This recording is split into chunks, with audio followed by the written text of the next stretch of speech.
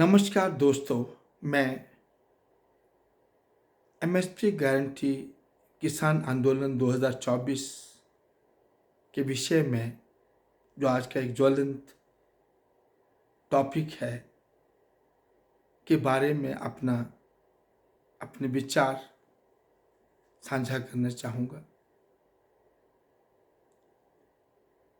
मैं भारत सरकार के कृषि एवं कृषि कल्याण मंत्रालय में लंबे समय के अनुभव और किसान आत्महत्याओं पर अपनी बहुचर्चित किताब के आधार पर और किसानों के प्रति अपनी संवेदना के चलते आप लोगों के साथ इस विषय में अपने विचार और सुझाव रखूंगा जो देश हित में बहुत ज़रूरी है। मेरा फोकस इन चंद बिंदुओं पर रहेगा। बीजेपी किसान नीति क्यों सवालों के घेरे में है आज चुनावों के समय। दूसरा, क्यों किसान एकता महत्वपूर्ण है कृषि क्षेत्र के विकास के लिए। क्यों किसान आत्महत्या का एक मुख्य कारण क्या है, किसान आत्महत्याओं का एक मुख्य कारण क्या है और इसका निवारण क्या है। किसानों की लाइफलाइन के तौर पर एमएसपी की क्या सीमाएं हैं। क्या एमएसपी पर निर्भरता कभी खत्म हो सकती है। और अंत में कैसे आत्महत्या के शिकार हो रहे किसानों को नई आशा हम दे सकते हैं, नई और संपूर्ण नीतियों से। तो सबसे पहले बीजेपी किसान नीति सवालों के घेरे में क्यों है पर आना चाहूँगा। सरकार की किसान नीतियों के खिलाफ इन दिनों चल रहे एमएसपी गारंटी आंदोलन 2024 एक बहुत बड़ा राष्ट्रीय मुद्दा है। ये बीजेपी की आज की कट पेस्ट राष्ट्रीय आर्थिक और राजनीतिक नीतियों से उपजी बदहाली पर बहुत बड़ा सवालिया निशान है। इसमें पूरी संभावना है कि पिछले एक दशक से चल रहे कूटनीति और राजनीतिक उद्देश्यों से प्रेरित उद्घाटन और घोषणा उन्मुख आर्थिक, सामाजिक और प्रशासनिक नीतियों का अपूर्व पर्दाफाश हो और डबल इंजन सरकार की डबल इवल वास्तविकता की ताबूत में अंतिम कील साबित हों। डबल इंजन के सौभाग्यशाली जनादेश की अभूतपूर्व शक्ति को डबल इंजन की दुर्भावना और दुराचार में कैसे बदल सकते हैं, इसका रहस्य बीजेपी की पूर्ण बहुमत शक्ति के दुरुपयोग में छुपा है, जो उसके आंतरिक निरंकुश चरित्र से पनपा। इसके कारण ही 3 कृषि कानून विरोध आंदोलन की मंशा का तब तक संज्ञान इस सरकार ने नहीं लिया जब तक 700 किसानों की जानें नहीं गईं। अब देखना होगा कि सरकार कब तक किसानों के साथ सीमा पार से आते घुसपैठियों के साथ किए जाने वाला जैसा व्यवहार करती रहेगी। किसान एकता क्यों महत्वपूर्ण है। दोस्तों, कृषि फसलों पर एमएसपी यानी न्यूनतम समर्थन मूल्य की गारंटी की मांग पर किसान आंदोलन एक बहुत संवेदनशील राष्ट्रीय आर्थिक मुद्दा है। इस विषय में इससे पूर्व 3 कृषि कानूनों पर छिड़े बहस और उनकी अंतिम वापसी की सरकार की घोषणा तक और उससे पहले के राष्ट्रव्यापी कृषि विकास नीति और उसकी कृषि क्षेत्र संकट पृष्ठभूमि को समझना बहुत जरूरी है। किसानों का अखंड एकता के साथ खड़ा होना न सिर्फ एमएसपी की गारंटी के लिए बल्कि किसान आत्महत्या के राष्ट्र विपदा के विषय में भी उतना ही महत्वपूर्ण है। सोचने की बात है कि जब भारतीय कृषि विकास के स्वर्णिम पलों में पहुंच, जब देश वैश्विक कृषि महाशक्ति का स्थान प्राप्त कर लगभग 26 से 27 आधारों पर सर्वोपरि स्थान पर है, हमारे किसान खुदकुशी के कगार पर पहुंच गए और दशकों लंबे राष्ट्रीय अभियान के बावजूद ये खत्म होने का नाम नहीं ले रही है। राष्ट्रीय किसान संघों को ये समझने की ज़रूरत है कि कृषि विकास योजनाएं, राजनीतिक अवसरवाद, शासकीय प्रबंधन की मौलिक कमियों और हमारे बिजनेस और इंडस्ट्री की बेईमानी और बेईमान चरित्र और किसानों की अपनी गैर जिम्मेवारी, गैर जागरूक रवैया के शिकार होती रही है। उनको भी कृषि क्षेत्र के बड़े थिंक टैंक और किसान हितैषी विशेषज्ञों का निर्माण करके अपना नीति निर्धारण करना चाहिए। छोटे छोटे स्वार्थ के धड़ों में बंटकर कोई भी व्यावसायिक दल अपना भला नहीं कर सकता है। कृषि आत्महत्याओं का एक बड़ा और सर्वव्यापी कारण क्या है और उसका निवारण क्या है, अब मैं इस बात पर आता हूँ। दोस्तों, मैंने सन 2019 में रॉटलेज लंदन से छपी अपनी किताब farmer suicides in India A policy malignancy यानी भारतीय किसानों की आत्महत्या एक नीति द्रोह में किसानों की देश की खुशहाली के समय खुदकुशी की अकल्पनीय सच्चाई जानने की कोशिश की। इन आत्महत्याओं की लंबी तथा कथित कारणों से असहमत मैंने एक सर्वत्र मौजूद कारण ढूंढने की सालों लंबी कोशिश की। कृषि आर्थिक विकासों की ऊंचाइयों में कृषि महाशक्ति स्थान दिलाने वाले किसान बड़ी संख्या में आत्महत्या करने पर विवश क्यों हुए, यह एक बहुत बड़ी विडंबना लगती थी। मैंने देखा कि 1995 से 2007 के दौरान हर साल औसत 15,953 किसान आत्महत्याओं के शिकार होते रहे, यानी 15 वर्षों में 2,07,385 किसान आत्महत्याएं हुई।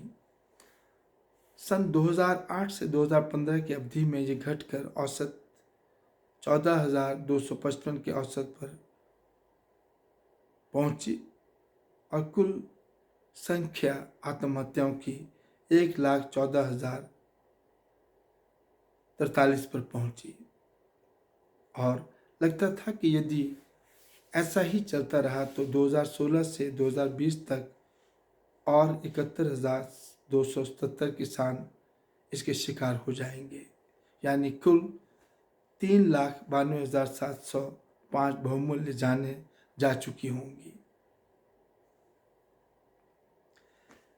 मेरी किताब के स्टडी पीरियड के बाद यानी 2016 के बाद मैं देखता हूँ आत्महत्या दरें कुछ गिरी हैं, पर सांख्यिकी में कमियां स्पष्ट दिखती हैं।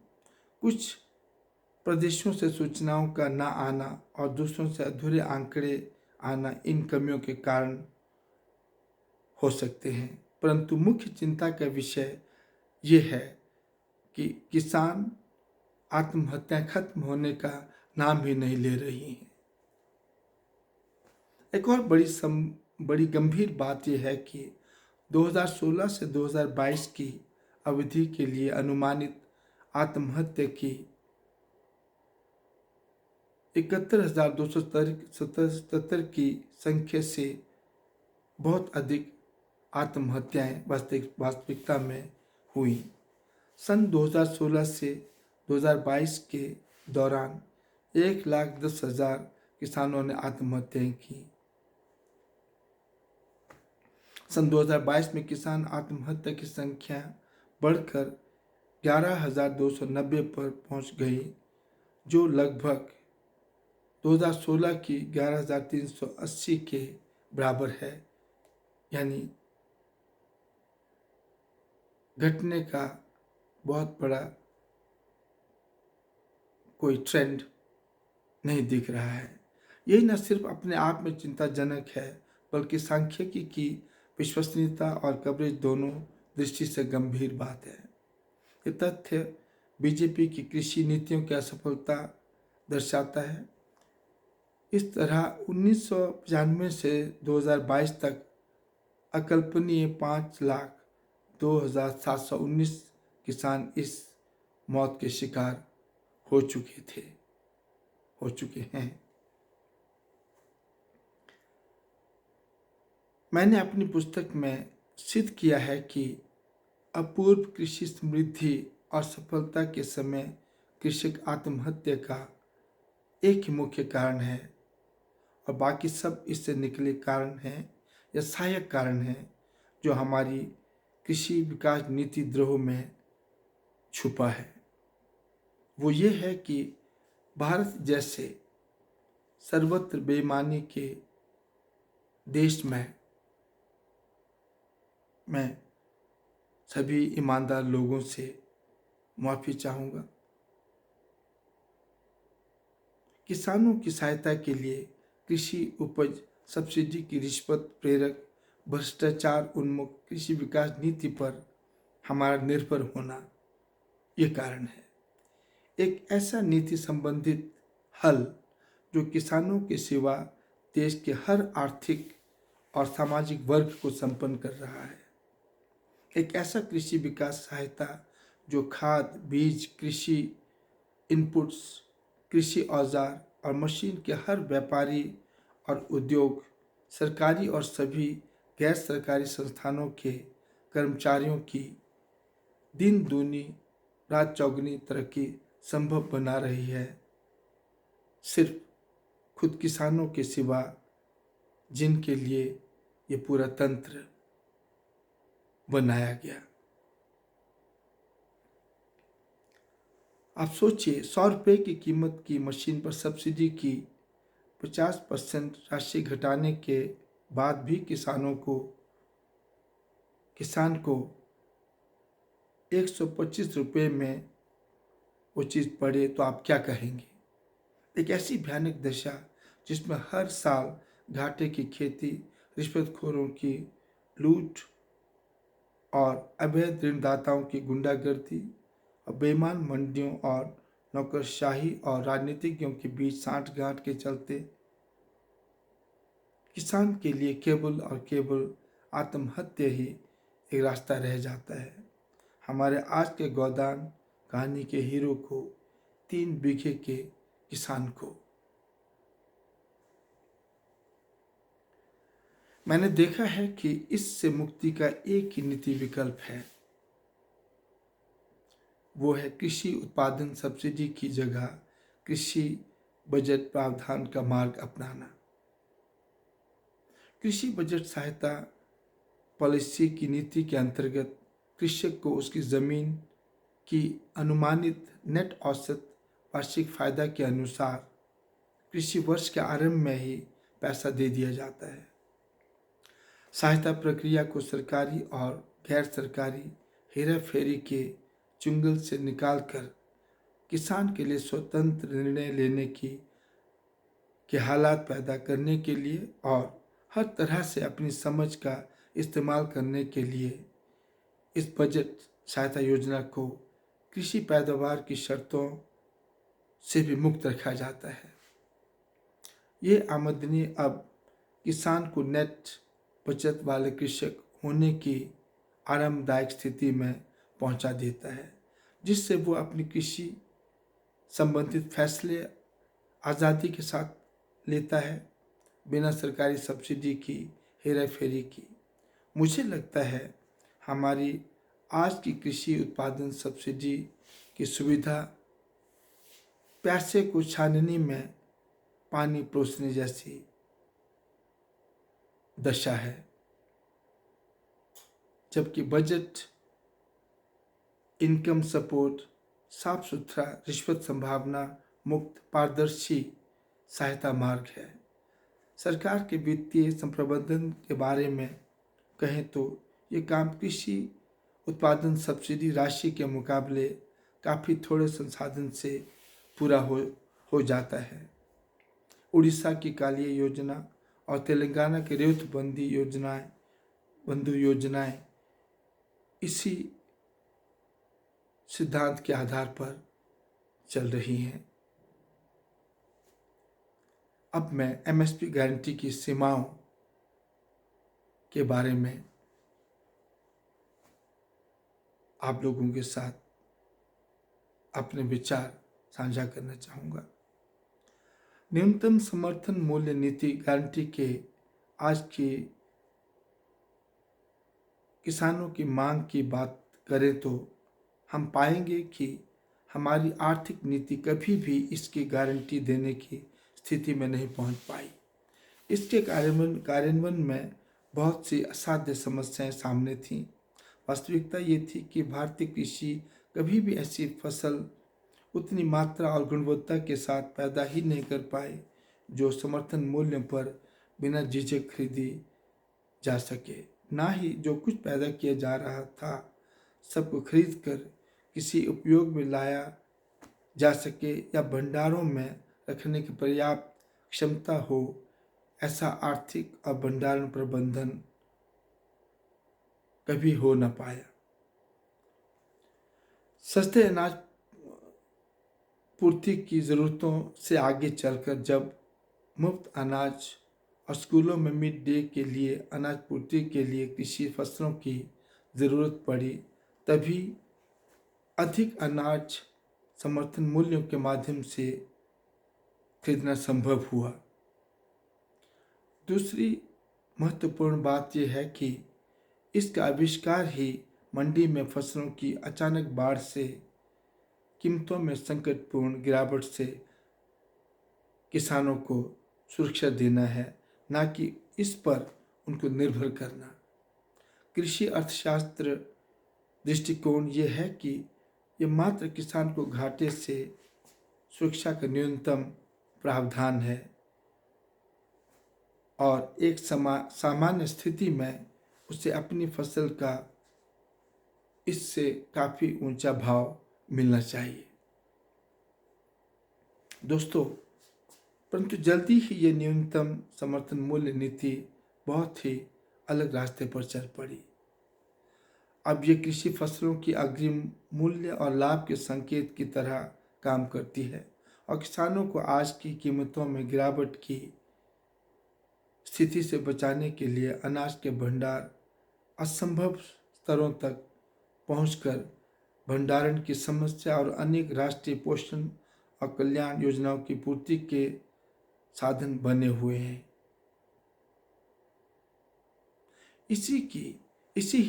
ऐसी स्थितियों की वजह से असंतुष्ट किसान एमएसपी की गारंटी की आवश्यकता की बात करते हैं। इसी आवश्यकता के अंतर्गत ही आज अनाज खरीदने और भंडारण की समस्याओं के लिए 2019 में पीएम आशा नाम से एक अम्ब्रेला स्कीम भी शुरू की गई। बीजेपी सरकार द्वारा, ताकि तिलहनों की फसलों की भी खरीद हो सके। इस स्कीम के अंतर्गत अब तिलहनों की मंडी कीमतों में एक स्तर के नीचे गिरावट आने पर निश्चित प्रबंध के मुताबिक अंतर की राशि किसान को दे दी जाती है और यही अंतिम स्थिति है एमएसपी की। परंतु एमएसपी नीति के इन्हीं संघर्षों और विकास की प्रक्रिया में इसकी बहुत सी अन्य उपयोगिताओं का प्रयोग भी होने लगा।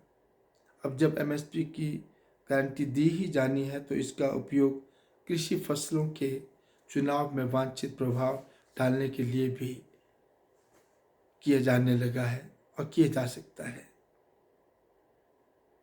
ये वांछित प्रभाव पारंपरिक अनाजों की जगह अधिक आय देने वाले और कम पर्यावरणीय दुष्प्रभाव प्रभाव डालने वाले अनाजों के चुनाव और पारंपरिक फसलों की जगह हाई वैल्यू फल बागवानी, फूल बागवानी और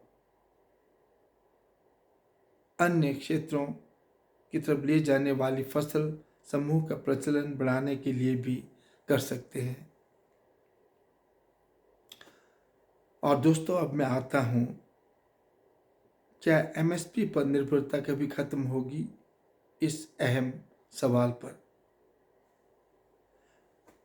मुख्य नीतिगत प्रश्न ये है कि जब देश की अर्थव्यवस्था एक आदर्श स्थिति में पहुंच जाए, तब भी क्या एमएसपी पर यह खर्चीली निर्भरता बनी रहेगी? क्या जब निजी क्षेत्र के अनाज व्यापारी और उद्योगपति और सरकारी व्यवस्था के अनाज क्रेता अपनी विभिन्न उपयोगों के लिए खरीद की प्रतिस्पर्धा में पर्याप्त क्षमता हासिल कर लेंगे और कीमतों में वार्षिक संकटपूर्ण गिरावट का संकट खत्म हो जाएगा, तब भी इसकी उपयोगिता रहेगी? देश की सीमित आर्थिक संसाधनों पर यह बोझ बना रहेगा? जवाब होगा नहीं।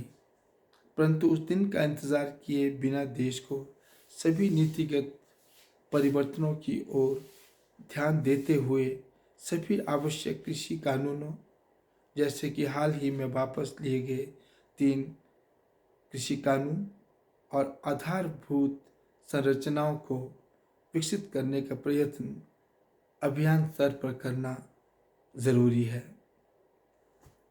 दोस्तों, अब तक की कृषि व्यवस्था और उसके जवाब में एमएसपी का विकास क्रम ऐसा रहा है कि अब 22 निर्देशित कृषि फसलों के लिए एमएसपी दिया जाता है। इनमें 14 खरीफ फसलें, 6 रबी फसलें और 2 कमर्शियल क्रॉप्स और कोपरा और गन्ने शामिल हैं। इसके कार्यान्वयन में बड़ी आर्थिक कठिनाइयाँ आती रहीं।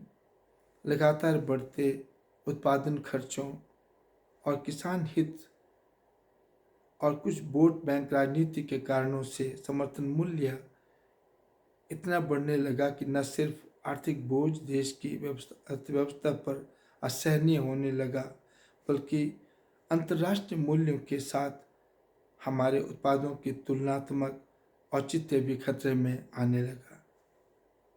अंतर्राष्ट्रीय मूल्यों से ऊंचे दाम पर कृषि फसलों की खरीद के बहुत सी दीर्घकालीन दुष्परिणाम होते हैं। मुख्यतः इनमें है कृषि भूमि के स्वास्थ्य पर बुरा असर और राष्ट्रीय आर्थिक व्यवस्था की वायबिलिटी पर खतरा। सवाल यह है कि ऐसी स्थिति में न सिर्फ किसान हित से जुड़े राष्ट्रीय कृषि नीति के दीर्घकालीन बल की चिंता करनी होती है, बल्कि दूसरे देशों से सस्ते अनाज खरीदकर अपनी राष्ट्रीय भूमि संसाधनों और श्रम बल का वैकल्पिक प्रयोग कर इन दोनों से देश की ग्रामीण आर्थिक अवस्था का सुधार किया जा सकता है।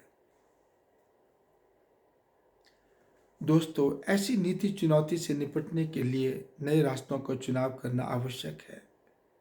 क्या न्यूनतम कृषि मूल्य गारंटी संभव है? वर्तमान राष्ट्रीय आर्थिक नीति में आ रहे मौलिक परिवर्तनों और उनमें सहायक सिद्ध होने वाली नई नीतियों के निर्धारण के लिए एमएसपी गारंटी का तत्काल परिणाम होगा उत्पादन में अकल्पनीय बढ़ावा और उससे संबंधित सभी राष्ट्रीय कृषि उद्योगों और अंतर्राष्ट्रीय व्यापार में वृद्धि। समझने की बात यह है कि इससे ग्रामीण रोजगार औद्योगिकरण में वृद्धि होगी। जैसे कि कृषि मंत्रालय की सभी फील्ड रिसर्च एमएसपी का कृषि फसलों के चुनाव और उत्पादन पर प्रत्यक्ष प्रभाव की बात प्रमाणित करती हैं। इसकी गारंटी से फसलों की मात्रा और गुणवत्ता दोनों में क्रांतिकारी सुधार निश्चित है। हाँ, इसकी डिस्ट्रीब्यूशन एवं खपत के लिए वे सभी प्रबंध करने होंगे, जिनसे इनकी खपत उपभोग एवं वाणिज्य द्वारा सुनिश्चित किए जा सकें। दोस्तों, चंद पूंजीपतियों के मुकाबले हजारों कृषकों को सशक्त करना ज़्यादा लाभकारी होगा हमारे देश के लिए। अब मैं इस विषय पर आता हूँ। न्यूनतम समर्थन मूल्य की इस कृषि आर्थिक व्यवस्था के तथाकथित दुष्परिणाम का मूल्यांकन बहुत गंभीर कृषि आर्थिक समस्याओं के दृष्टिकोण से भी करना बहुत ज़रूरी है। इनमें पहला है इसकी अनिवार्यता को हमारे विश्व कृषि महाशक्ति का स्थान प्राप्त कृषि प्रधान भारत में किसान आत्महत्याओं की घिनौनी विसंगति। करोड़ों किसानों के मुकाबले चंद बड़े उद्योगपतियों और पूंजीपतियों की अर्थव्यवस्था सुधारने के लिए राष्ट्रीय आर्थिक संसाधनों का असीम प्रयोग, और वो भी बिना ये सोचे कि प्रति इकाई राष्ट्रीय संसाधनों के कृषि विकास निवेश से आत्महत्या रोधक कृषि रोजगार और आय कई गुना अधिक बढ़ेगी औद्योगिक क्षेत्र के मुकाबले। ऐसे में पहले के आर्थिक और बजटीय सीमाओं के मापदंड बदलने चाहिए। ऐसा करने के लिए दूसरे कारण जो हम गिन सकते हैं वो इस तरह हैं।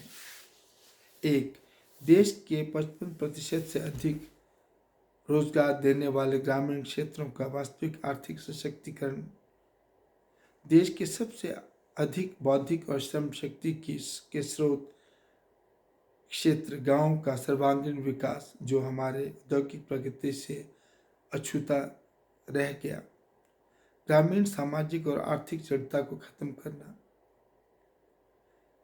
केवल ऐसा कदम ही एमएसपी के माध्यम से कृषि की हरित क्रांति और सदा हरी क्रांति को संपूर्ण देश में पहुंचा सकता है।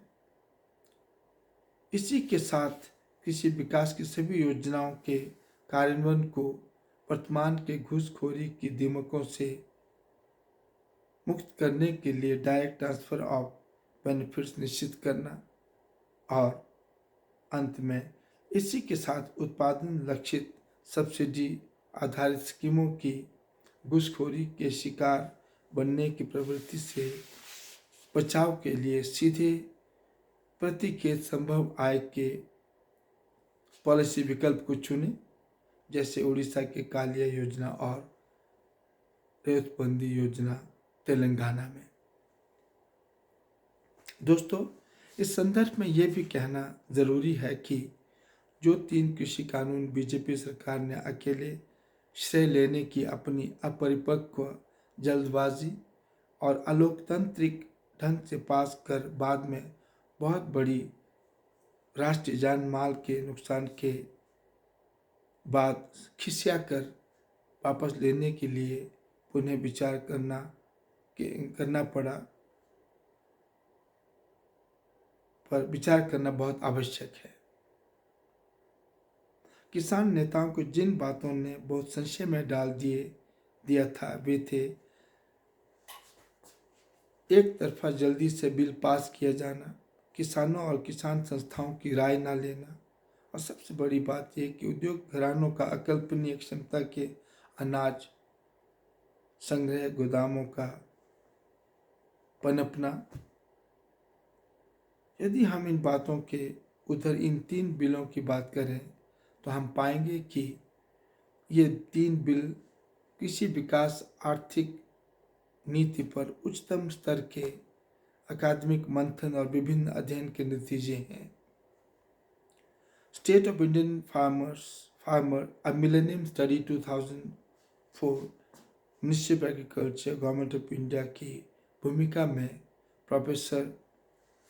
स्वर्गीय प्रोफेसर हनुमंत राव ने कहा था कि आवश्यक उपभोक्ता वस्तुओं के कानून और कृषि उत्पादन कानून और लघु उद्योग संरक्षण कानून सभी में वे सभी परिवर्तन करने होंगे जो बड़े निजी क्षेत्र को मार्केटिंग, स्टोरेज और उत्पादन के आर्थिक गतिविधियों में आने के रास्ते में रुकावट है। आर्थिक नीति विशेषज्ञों की समझ यह है कि ये उस जमाने के कानून है जब देश में कृषि उत्पादों की सख्त कमी थी और अनाज की सप्लाई में क्षेत्रीय संतुलन बनाए रखना एक बहुत बड़ा सरोकार था। पर आज अनाजों की बहुलता के समय में इसकी ज़रूरत नहीं है। ऐसे में किसानों की और विशेषज्ञों की शंकाओं का पूर्ण समाधान करके आने वाली सरकारों को चाहिए कि कृषि आर्थिक नीति में ये ज़रूरी परिवर्तन करें और किसानों को अपनी कृषि उत्पादों का राष्ट्रीय और अंतर्राष्ट्रीय व्यापार और कृषि अनाज और फल सब्जी आधारित उद्योगों के विस्तार से फायदा मिल सके।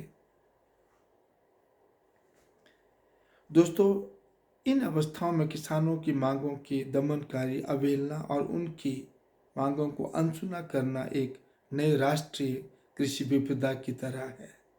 इसके उलट ज़रूरी यह है कि बीजेपी अपनी किसान अवहेलना नीति छोड़कर खुले मन से किसानों की सुने और ये सुनिश्चित करे कि किसानों को अपनी सामाजिक विपदा कृषक आत्महत्याओं से मुक्ति देने वाले बड़े कदम उठाएं। बीजेपी की किसानों के प्रति रवैया उतना उदार नहीं रहा जितना बड़े पूंजीपतियों के प्रति। किसानों की ऋण माफी को ज़रूरी न समझना, कृषि क्षेत्र के बजट में आवश्यकता के मुताबिक बढ़ोतरी न कर पाना, किसानों की कृषि विकास सहायता का काम छोड़कर प्रतीकात्मक कदमों पर जैसे किसानों की आय को दुगना करना इत्यादि पर ज़्यादा बल देना, किसानों की समस्याओं के जवाब में असंवेदनशील राजनीति का रुख रखना, कृषि मामलों के कानूनी प्रक्रिया को पूरा करने में किसान गैर बीजेपी संगठनों की भूमिका और भागीदारी को नकारना, इसके कुछ प्रमाण हैं। दोस्तों, उधर वर्तमान राष्ट्रीय कांग्रेस की कृषि नीति बहुत हद तक ठीक रही है। ऋण मुआफी की पॉलिसी, मौलिक कृषि सुविधाओं की ओर विशेष ध्यान और सबसे बड़ी बात, मनमोहन सिंह का 6 सूखाग्रस्त राज्यों के लिए प्रधानमंत्री किसान पुनर्वास योजना 2006 का बनाना कुछ विशेष कदम और उपकारी कदम रहे हैं। और मैं अब कुछ ज़रूरी नीतिगत कदमों के सुझाव की ओर आऊँगा। ऐसी स्थिति में कुछ ज़रूरी कदम उठाना अति आवश्यक है। इनमें मुख्य होने चाहिए कृषि ऋणों से अविलंब मुक्ति, जो किसान आत्महत्याओं का मुख्य कारण है, रियायती दरों के बैंकों और कोऑपरेटिव संस्थाओं के अलावा बाकी सभी ऋणदाताओं को अविलंब अवैध घोषित करना, एमएसपी गारंटी बहुत सावधानी और शर्तों के साथ दें। ये बिना भूले कि ये घाटे की कीमतों के विरुद्ध न्यूनतम सुरक्षा है, कोई उपकारी लक्ष्य नहीं है। किसानों का असली भला इसमें है कि उन्हें अपने अनाजों को ऊंची से ऊंची कीमत देने वाली एक स्पर्धात्मक अनेकानेक खरीदारों की मंडी मिले, जिसमें एमएसपी भी हो, एपीएमसी भी हो और बड़े से बड़ा और छोटे से छोटा अनाज व्यापारी भी हो। किसानों को प्रोडक्शन सब्सिडी की रिश्वत सहायक नीति द्रोह से बचाकर प्रति एकड़ औसत नेट आमदनी कृषि वर्ष के आरंभ में दे दिए जाएं, बिना उत्पाद शर्तों के, जिसे हम प्रोडक्शन डीलिंक्ड बजट सहायता कहते हैं। दोस्तों, यदि हम इन सभी विषयों के सरोकार से ऐसी नीति आज की हमारी कृषि समस्याओं के उपलक्ष्य में अपनाए तो किसान अपने दशकों लंबी आत्महत्या की समस्याओं से उभर पाएंगे। धन्यवाद।